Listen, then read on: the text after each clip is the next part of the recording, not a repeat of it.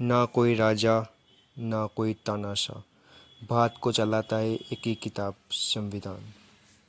1947 में आज़ादी के बाद भारत को एक मजबूत सिस्टम चाहिए था।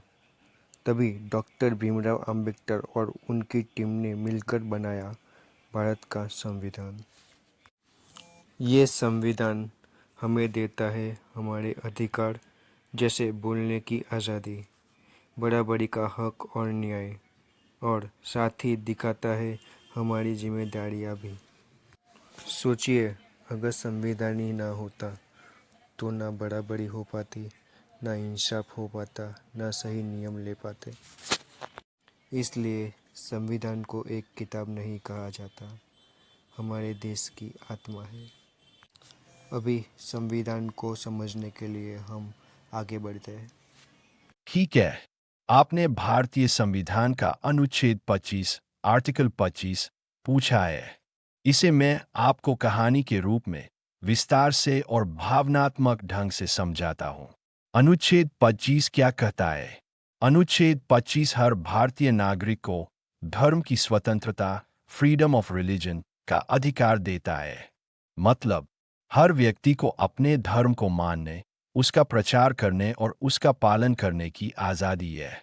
लेकिन यह आज़ादी सार्वजनिक व्यवस्था, नैतिकता और स्वास्थ्य के दायरे में दी गई है।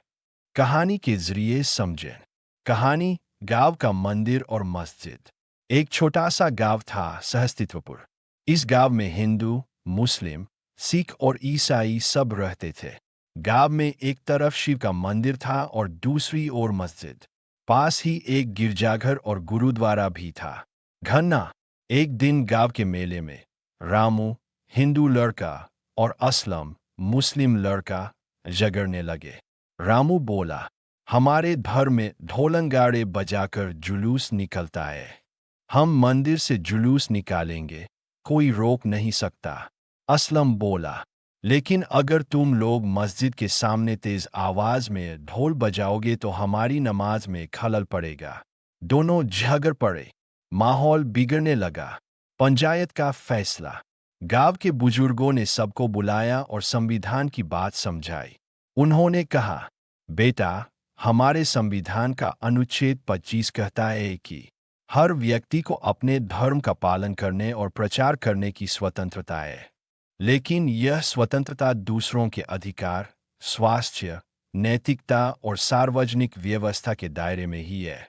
मतलब, तुम जुलूस निकाल सकते हो, लेकिन मस्जिद के सामने से गुजरते समय ढोलंगाड़े रोकना होगा। इसी तरह नमाज के समय भी शांति रखनी होगी।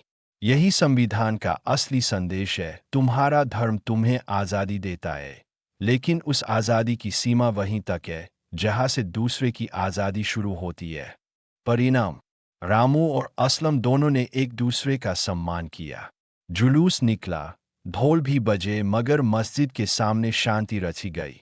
मस्जिद की नमाज भी शांतिपूर्वक पूरी हुई।